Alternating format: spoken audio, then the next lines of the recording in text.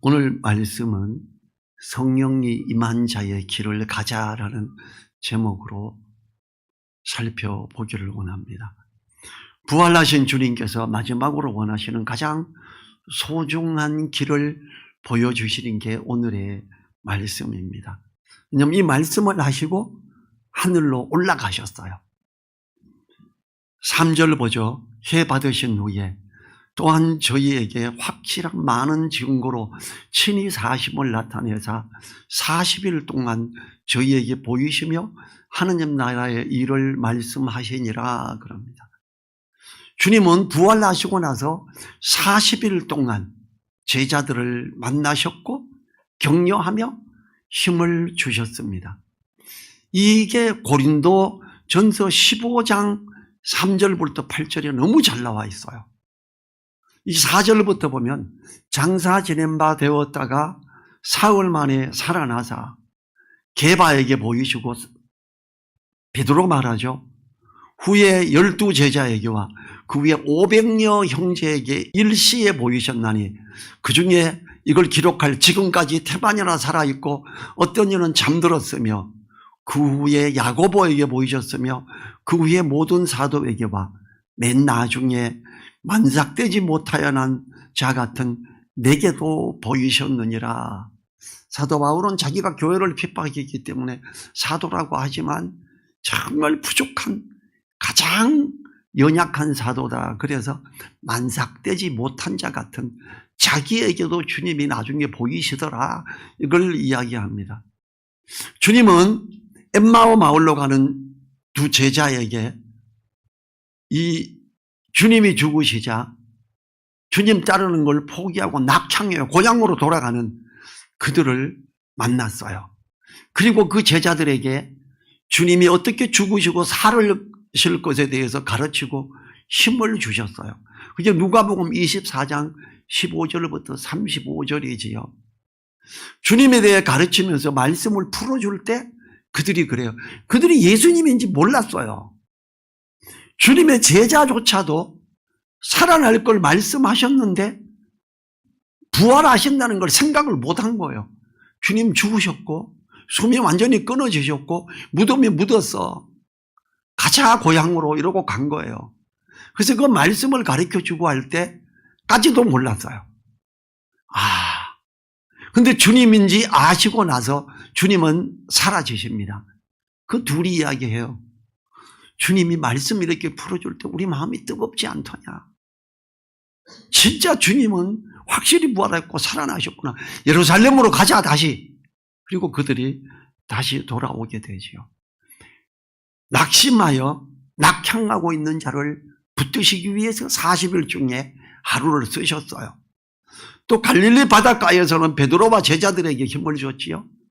베드로가 나 주님 3번 부인하고 나 같은 놈이 무슨 사도라고. 아휴, 나 고기나 잡으러 갈래. 나 다시 업으로 갈래. 그때 다른 제자들이 요한도 보고 다 우리도 따라갈래. 그냥 베드로네 집은 좀 부자였어요. 배도 몇 대 있고 하니까 그거 가지고 같이 업으로 그물 던지고 이러면 먹고 사는데 지장이 없었거든요. 주님이 거기에 따라가셨지요. 그리고 그때도 너희가 고기를 많이 잡았냐? 아니요. 깊은 데로 가서 오른편에 배를 그물을 던져봐. 던졌더니 153마리가 어마어마하게 커서 그 어부 출신이 있는데도 불구하고 잘 끌어당기지도 못할 정도로 그물이 찢어질 정도로 이렇게 많은 고기를 잡게 되고 요한이 전에도 있었던 능력이잖아. 주님이시다. 그 베드로가 그냥 옷도 평겨주고 막 먼저 가서 헤엄치고 막 가서 주님 앞에 가지요. 주님이 처음에 베드로와 요한을 부를 때 똑같은 일이 있었고 나를 따라오너라. 내가 너희로 사람을 낚는 어부가 되게 하리라 그랬어요. 너 왜 고기 잡는 어부로 그냥 다시 데려가려고 그러니 사람을 낚는 어부로 가자. 이러면서 3번이나 물었지요. 나를 사랑하니? 예, 사랑합니다. 주님이 아시잖아요. 내 양을 먹여라. 3번 부인한 베드로에게 3번 사랑을 고백하게 하면서 3번 너는 내 양을 먹여야 돼. 너는 사람을 낚는 어부야. 너 왜 곧 물고기 잡는 업으로 가려고 그러니? 안 된다. 이걸 강조하고 설명을 한 거죠. 성경은 짧게 되어 있죠. 주님이 그 갈릴리 바닷가에서 모닥불을 피우고 고기를 구워주고 이렇게 하며 설명하고 먹게 하고 하는 그들에게 대화를 하는데 단 몇 마디 하고 말았겠어요? 얼마나 힘을 주며 얼마나 건면하며 그들이 다시 다 예루살렘으로 돌아가지요. 저는 주님이 제자들에게 고기를 구워줬던 그 터에도 가봤어요. 사실 갈릴리 바다 그렇게 크지 않아요. 바다라 그러면 안 돼요. 호수예요, 호수. 조금 큰 호수. 거기에서 그렇게 큰 물고기를 그렇게 많이 잡을 수 있다. 하나님의 능력이죠. 주님의 능력이죠. 153마리. 그래서 모나미 볼펜 153 있죠. 그게 그걸 말하는 거예요.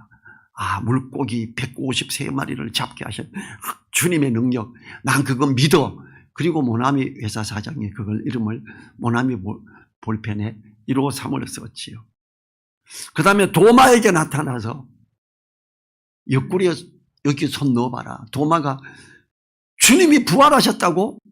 너네인데 와서 봤다고? 나는 못 믿겠어. 내 그 십자가에 박힌 손 자국 만져보고 옆구리 창 박았던 거 거기 손가락 넣어봐야 알겠어. 이거 만지고 여기 넣어봐라. 만져봐라. 그리고 믿음 없는 자가 되지 말라. 도마야. 도마가 진정한 하나님이십니다. 아멘 이러면서 이러지요. 그리고 12제자에게 500여 형제에게 일시에 보이고 믿음을 가지고 주님을 따랐던 500명의 형제에게, 자, 500여 형제에게 보이시면 성경에서는요 여자 숫자 안 셉니다. 그럼 여자는 얼마나 더 많았겠어요? 남자보다 더 많았겠지요. 애들도 있었을 거고. 여기서 500여 형제는 좀 젊은 사람, 나이 많이 드신 분도 숫자에 안 끼워요. 나이가 어린 애들도 안 끼워요. 그렇다면 500명이라면 여자 한 1000명 봐요. 1500명 애들 어른 2~3,000명 앞에 보이시는 거예요. 그리고 거기에서 권면하셨지요. 그리고 스데반이 죽기 전에 맞아 죽으려고 할 때 주님이 하나님 우편에서 일어서시죠. 스데반아. 이 하나님께서는 우리 주님을 통해서 사람들이 구원을 받고 주님을 통해 힘을 얻으며 사망의 권세를 깨뜨리신 부활하신 주님을 확실히 보여줘요. 근데 사단은 어떻게 돼요? 내 사망의 권세를, 야, 저 예수가 깨뜨리면 큰일 났다 이거 덮어야 돼. 어떻게 합니까? 그 역시 이스라엘 지도자들이 하지요. 거기 지켰던 군사에게 돈을 많이 주면서 주님의 제자들이 와가지고 예수의 제자들이라 그 나쁜 놈들이 시신을 훔쳐가고 부활했다고 떠든다. 빨리 이거 퍼뜨려. 너네 걱정하지 마. 이걸로 해가지고 로마 군대에 잡혀갈 일도 없어. 걱정하지 마라. 돈 주고 해서 이 마태복음이 기록될 때 그때에도 그 주님이 부활한 게 아니라 시신을 훔쳐가서 살았다고 뻥치는 거야. 이러고 그게 소문이 온통 가득했었지요. 사단은 언제나 우리 마음을 삼키려고 기를 쓰고 애를 쓰지요. 예수님을 십자가에 못 박게 한 것도 이스라엘 지도자요. 예수님이 부활하지 않았다고 거짓말을 하는 것도 이스라엘 지도자였습니다. 그들이 하나님을 믿는 자들이 다른 자들이었어요. 주님은 우리들이 믿음 안에서 옳게 가기를 원합니다. 정확한 걸 알기를 원하십니다.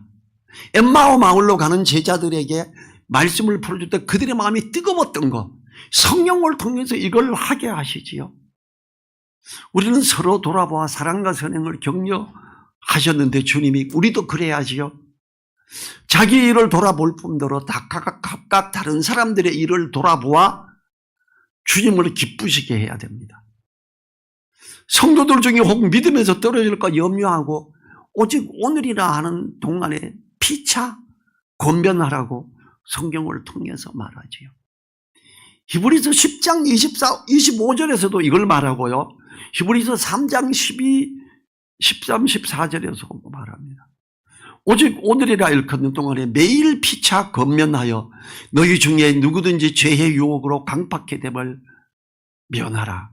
우리가 시작할 때에 확실한 것을 끝까지 견고히 잡으면 그리스도와 함께 참여한 자가 되리라. 주님은 40일 동안 복음 전하러 다니는 게 아니었어요. 제자들을 권면하고 힘을 주고 격려하고 흩어지지 마라, 성령을 받아라, 이걸 가르쳤지요. 4절과 5절 같이 읽어봅니다. 사도와 같이 모이사 저희에게 분바여 가라사대 예루살렘을 떠나지 말고 내게 들은 바 아버지 약속하신 것을 기다리라. 요한은 물로 세례를 베풀었으나 너희는 몇 날이 못되어 성령으로 세례를 받으리라 하셨느니라. 주님께서 성천하시기 전에 성령을 세례로 받을 걸 말해요. 주님이 성천하셔야 이게 되는 일이에요. 주님이 이 땅에 있으면 안 돼요, 그게. 이 말씀을 통해 제자들에게 예루살렘 마가의 다락방에서 기다리게 했지요. 마가가 진짜 부자였나 봐요. 마가의 다락방에 120명이 모였어요. 우리나라 다락방 좀 큰 집에 가도 몇 명 못 모이죠. 다락방이 웬만한 큰 집에 가도 120명 모이기 힘들어요. 제가 이 건물 지을 때 우리 형님 댁에 있었어요. 웅남동에. 아파트가 좀 커요. 그래서 50평이 넘어요. 그 거실이 크긴 되게 커요. 거기도 120명이 앉기엔 힘들어요. 아마 이 마가의 집은 한 100평 됐나 봐요. 다락방에 120명 모일 정도면. 마가가 부자였기 때문에 사도 바울이 1차 전도 여행할 때 마가가 따라갑니다. 내가 지원자가 되고 따라가겠습니다. 너무 힘들고 맞아 죽을 것 같으니까 마가가 중간에 돌아와 버렸지요. 나중에 사도 바울은 절대 저런 데는 데리고 가면 안 된다 하고 나중에 찢어지기까지 했죠. 이 마가의 다락방에서 120명이라는 많은 수의 제자들이 동시에 성령으로 세례를 받게 됩니다. 이것이 바로 오순절 성령 강림인 거예요. 그래서 우리나라에서 성령을 특별히 강조하는 쪽을 오순절 계통이라 그래요. 순복음 쪽이죠. 주님은 제자들과 함께 있을 때 아버지께로 가셔야 함을 이야기하시고 대신 보혜사 성령님을 보내실 것에 대해서 말씀하셨어요. 이 성령님은 주님께서 말씀하신 것을 생각나게 하시고 진리 가운데로 인도하실 것에 대해 제자들에게 가르쳐 주셨지요. 요한복음 14장 26절에서 보혜사, 곧 내 아버지께서 내 입으로 보내실 성령, 그가 너희에게 모든 것을 가르치시고 내가 너희에게 말한 모든 것을 생각나게 하시리라 그래요. 성령이 하시는 일, 진리에 대해서 가르칩니다. 그리고 진리의 말씀을 생각나게 합니다. 어떻게 가르쳐? 모든 것을 가르쳐요. 그래서 고린도전서에서는 뭐라 그러냐면 성령은 하나님의 깊은 것이라도 통달하게 하느니라 그래요. 신학교 가야 통달하는 거 아니에요. 신학 박사에게 들어야 통달하는 게 아니에요. 성령을 통해서 성경의 깊은 걸 통달하게 됩니다. 이 요한복음 15장 26절은 뭐라 그러냐 하면요. 내가 아버지께로서 너희에게 보낼 보혜사 곧 아버지께로서 나오시는 진리의 성령이 오실 때 그가 나를 증거하실 것이요. 성령이 하시는 일은 주님을 증거하는 일입니다. 하나님의 말씀을 깨닫게 하고 진리 가운데로 인도하며 진리의 말씀을 생각나게 하고 전도를 하게 합니다. 요한복음 16장 13절에서는 그가 너희를 모든 진리 가운데로 인도하시리니 그가 자의로 말하지 않고 오직 듣는 것을 말하시며 장래일을 너희에게 알리시리라. 장래일, 아직 기록되지 않은 부분까지도 성령께서 하시는 일이에요. 이걸 요한복음에서 거의 다 말해요. 이 사도 요한이 요한 1서를 쓰면서 이 부분을 또 이야기합니다. 요한 1서 2장 27절에서 기름 부음이 성령을 말해요.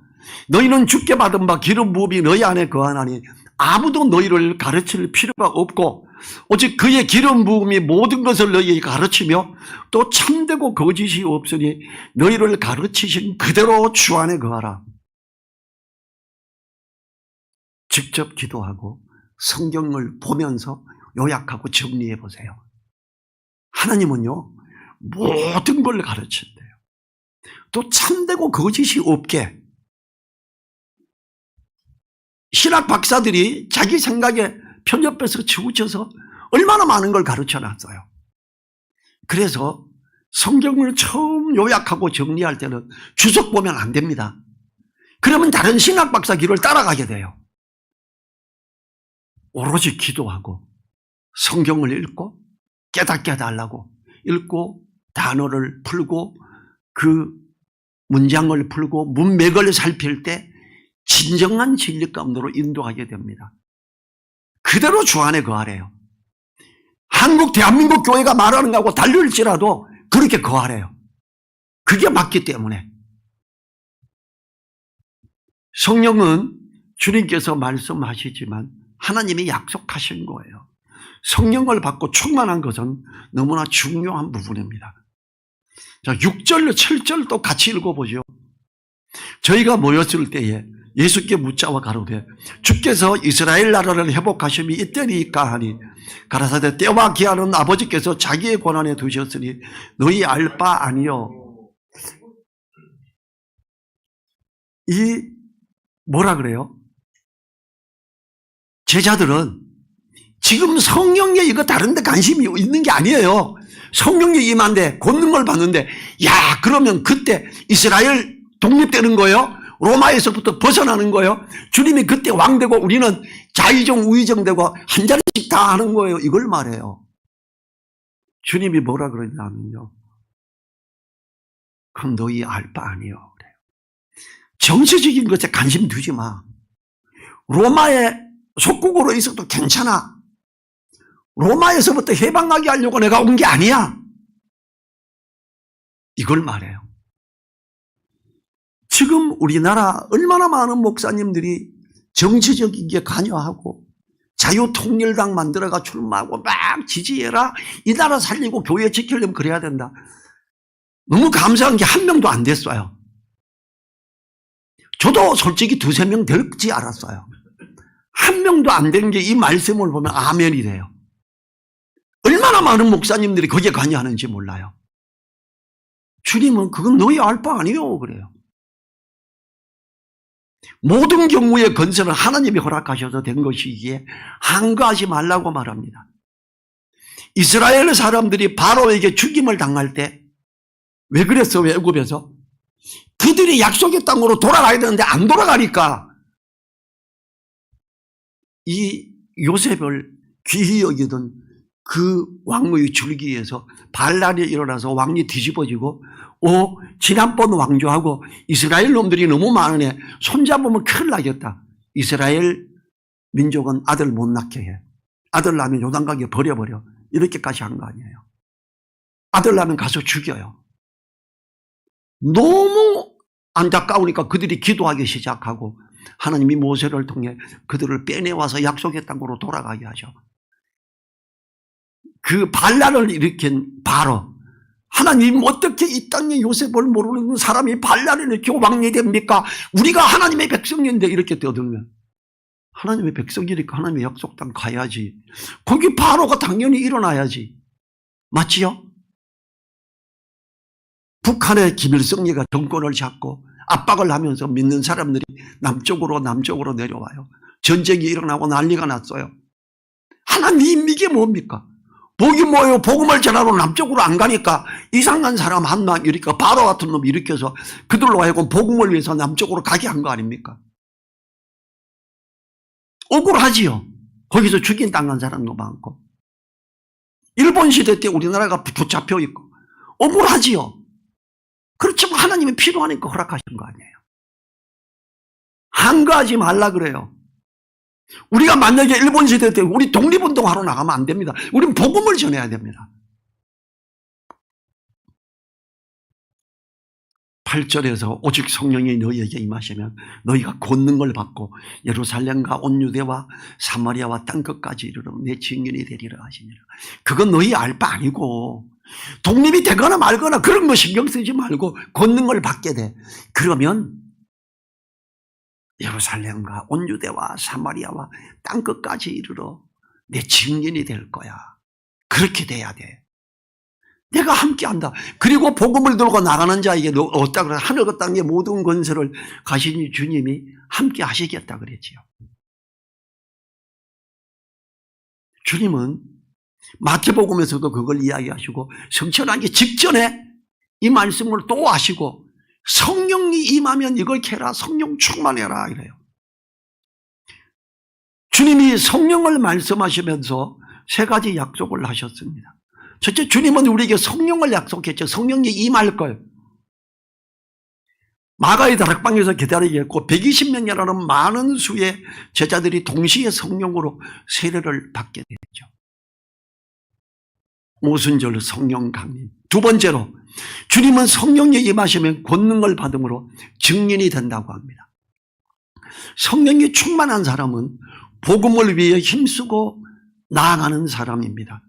성령 충만한 사람은 이상한 것을 보거나 듣거나 이상한 말을 하는 사람이 아닙니다. 복음 전함을 위해 기도하며 복음 전함을 위해 계획하고 나아가는 사람입니다. 제자들이 성령이 임하신 후에 권능을 받음으로 확실한 변화를 받았습니다.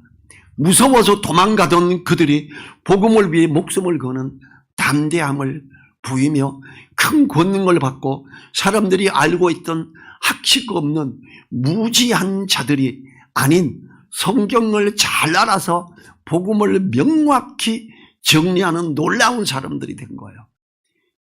이스라엘 지도자들이 베드로와 요한을 불러다가 때리고 가두고 저 무지한 놈들, 저 무식한 놈들 이러면서 했는데 그들이 증언을 하는데 너무 똑똑한 거예요. 그래서 이스라엘 지도자들이 깜짝 놀라서 저것들 어부들이었잖아. 저것들 학식 없는 자들이었잖아. 근데 왜 이렇게 똑똑해졌어? 이렇게 놀라는 거예요. 지혜가 부족하면 후히 주시고 꾸짖지 않으시는 하나님께 지혜를 구하면 됩니다. 저는 그걸 절실히 느낀 사람이에요. 기도할 때 하나님이 정말 지혜를 주세요. 얼마나 지혜를 주시고 놀라운 길을 걷게 하는지 너무 놀라웠어요. 그때 당시에는 잘 몰랐어요. 수년 시간이 지나고 돌아볼 때 하나님이 진짜 지혜고 하나님이 내가 하는 기계적인 일에 있어서 누구보다 정확하게 보게 해요. 그걸 알게 하고 그 일을 잘하게 하고 복음을 전하는데 전병철이 같으면 믿어야지. 저게 진짜 믿는 사람이지. 안 믿는 사람들이 그렇게 말하기 시작했어요. 일 잘해. 성경 잘 알아. 잘 가르쳐. 열심히 충성스러워. 이래서 안 믿는 사람이 너 같은 사람이 나하고 같이 있으면 좋겠다 이러고 회장님이 가장 아끼는 분이 저보고 자기하고 같이 있재요. 이 성령께서는 권능으로 임하시는데 우리나라는 이상하게 성령이 임하면 방언을 막 랄랄랄라 이걸 자꾸 생각해요. 아니에요. 그게 성령이 임하고 충만하면 말씀을 깨닫게 됩니다. 하나님의 깊은 것이라도 알게 됩니다. 말씀을 잘 요약해서 갈 수 있어요. 저는 제가 직접 경험했으니까. 제가 그렇게 정리했던 걸 우리 신학교에서 제가 졸업식 때 되면 제가 가서 사회 보고 목사 안수 줄 때 되면 제가 가서 목사 안수위원으로 참여를 해요. 우리 신학교에서는 저를 좀 인정해 주거든요. 그 신학교 졸업한 선배들도 보고 다 왜 신학교 가서 배워야 된다고 생각해? 미리 다 배우고 가지. 공부하고 가지. 그게 말이 돼요. 그래 저보고. 요거 불과 한 두세 달 전 이야기예요. 왜 안 되냐? 나 충분히 그렇게 되겠다. 그게 진짜예요? 막 눈이 이만해져가 저인데 묻는 거예요. 성경 읽으면서 뭐 했냐? 성령께서 깊은 것을 깨닫게 하고 통달하게 하고 진리 가운데로 인도하는데 거기서 그대로 따라가면 된다고 말하지 않냐? 저는 정말 성령께서 진리 가운데로 인도함을 너무 확실히 느꼈기 때문에 너무 감사한 거예요. 이거 시도를 하는 분들이 너무 없어요. 꼭 뭐 알려면 신학교 가야 되는 줄 알아요. 아니에요. 그렇지 않습니다. 성경을 어떻게 봐라, 성경을 이렇게 요약한다, 이렇게 하는 거다라고 제가 신학교 가기 전에 그걸 가르쳤어요. 선교단체에서. 우리 집사람이 신학교 가서 성경학 강의하는데 한 학기 동안 하는데 당신이 가르치는 거하고 똑같아. 어쩌면 글자 하나 안 틀려. 그러면서 당신은 여기 와서 배울 것도 없다. 내 배우러 온 게 아니라 목사 안수 받으러 왔잖아요. 아, 맞다 이랬어요. 우리는요, 우리 속에 계신 성령님을 알아야죠. 자, 세 번째로 성령은 거듭난 사람 누구에게나 거하십니다. 우리는 믿는 사람들조차도 성령을 주소서, 성령 주십시오 이렇게 기도해요. 찬송가에 또 성령이 임하게 해달라고 하는 찬송가 있어요. 이미 찬송을 부르는 사람, 예수님 믿는 사람은 그 속에 성령님이 계십니다. 그 찬양 잘못된 찬양이죠. 찬양 잘못된 거 두 개 있어요. 주님께 막달라 마리아 찬양송가, 제가 그 찬송 찬양하는 가수에게는 이 찬송은 부르지 마 그래요. 왜요? 그러면 비성서적이잖아. 로마서 8장 9절에서요. 누구든지 그리스도의 영이 없으면 그리스도의 사람이 아니라라고 합니다. 그리스도인이 성령이 없으면 그 사람은 그리스도인 아니에요. 안 믿는 사람이에요. 반대로 말하면 역사란 뭐예요? 모든 믿는 자들에게는 성령이 계시다는 걸 말하는 거예요. 우리나라에서 성령님에게 성령 주십시오 뭐 얼마나 많이 기도하는지 알죠? 성경을 몰라서 그래요. 그리고 교수들이나 선배 목사들에게 배웠던 걸 따라가기 때문에 그 이상한 짓을 하는 거예요.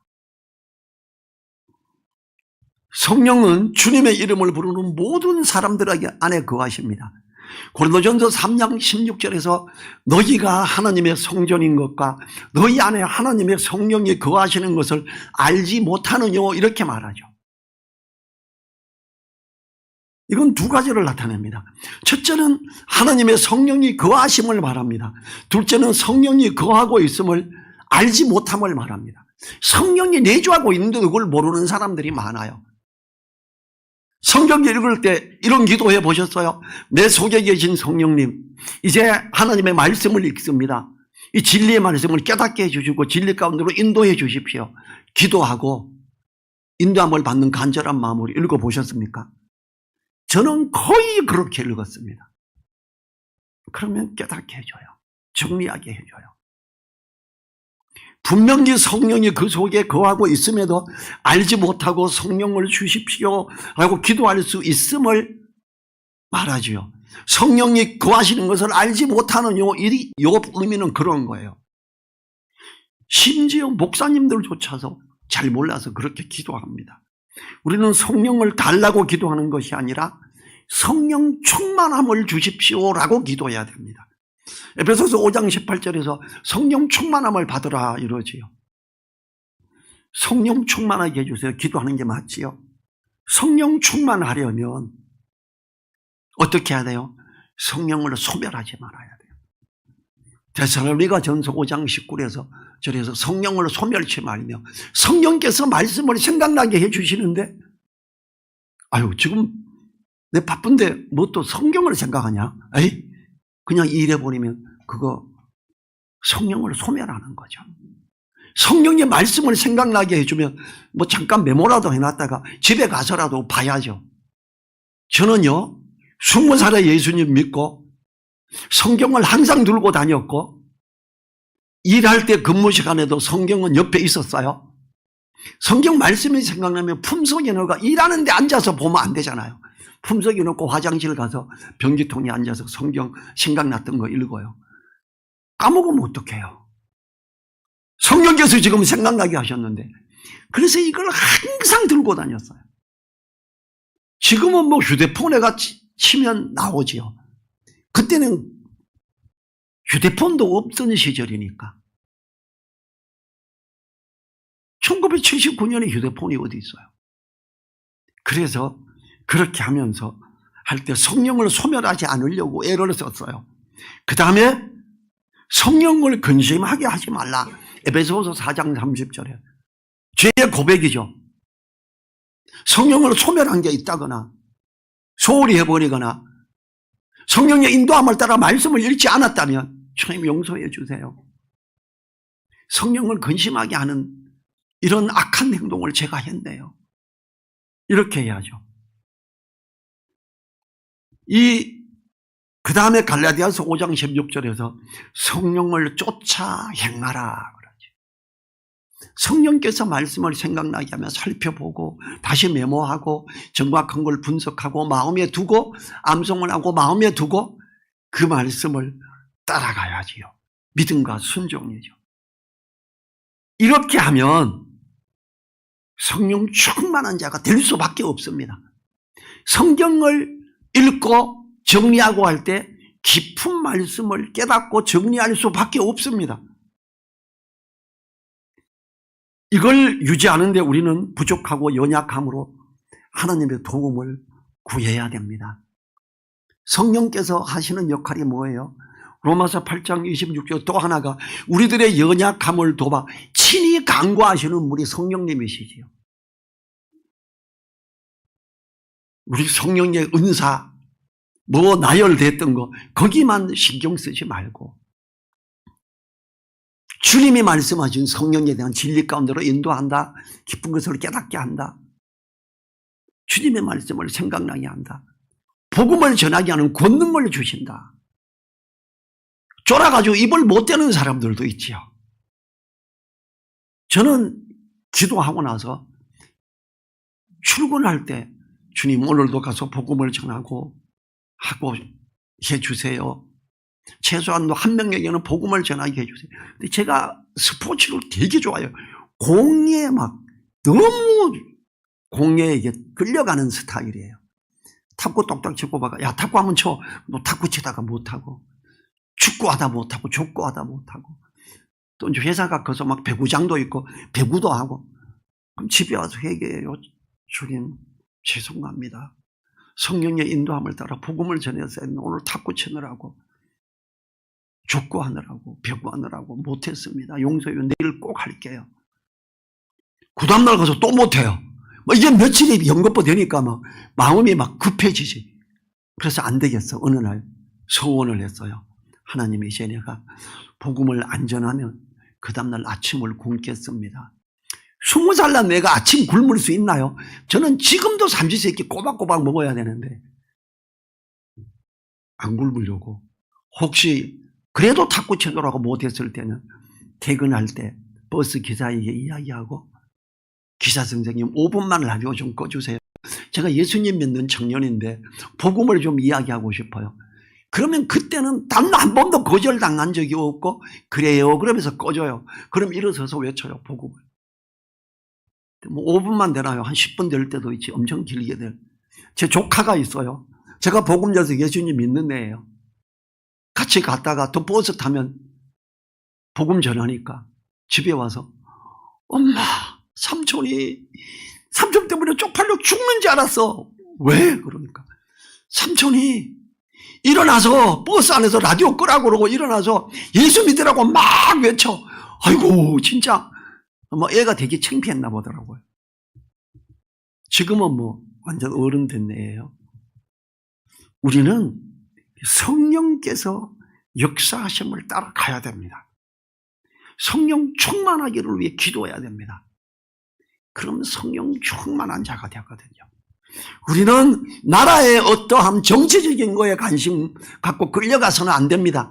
그렇게 관심 갖고 끌려가는 목사들이 너무너무 많습니다. 그 사람들 보면 전 너무 답답합니다. 태극기파가 중요한 게 아니고 복음을 전하는 게 중요합니다. 왜냐하면 예수님이 그건 너희 알 바 아니오라고 말씀하셨어요. 오직 성령이 임하면 너희가 권능을 받고 예루살렘과 온 유대와 사마리아와 땅끝까지 이르러 내 증인이 되리라 이렇게 약속하셨기 때문에 그렇게 명령하셨기 때문에 그런 거예요. 성령 충만하여 진리의 말씀을 옳게 알아가고 주님이 가르치신 복음의 길을 감으로 전도와 양육에 우리를 드리는 그 귀함에 있기를 위해 기도하겠습니다.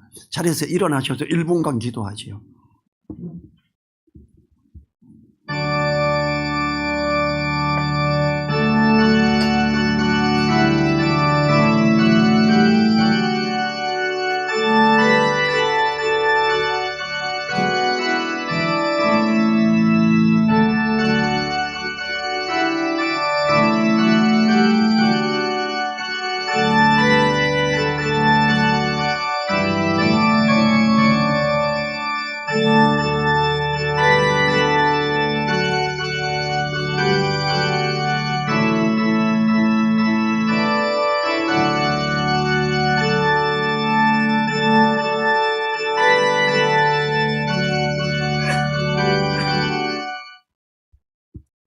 주님 감사합니다. 우리에게 성령을 받게 하고 그 성령의 인도를 따라가게 하신 감사합니다. 우리가 성령 충만함을 위해 기도합니다. 성령 충만하게 하시고 하나님의 깊은 것이라도 통달하여 알아가는 그 귀함에 있게 하여 주십시오. 또 성령이 우리에게 임하시고 걷는 걸 받고 복음을 증거하는 우리 되게 하여 주십시오. 간절히 부탁드리며 우리를 사랑하시는 예수님 이름으로 기도했습니다. 아멘.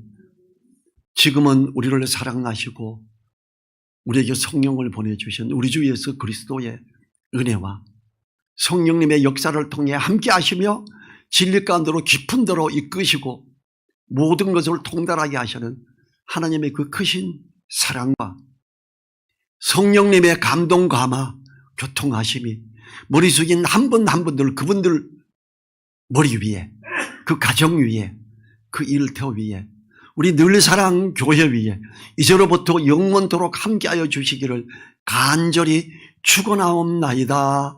아멘.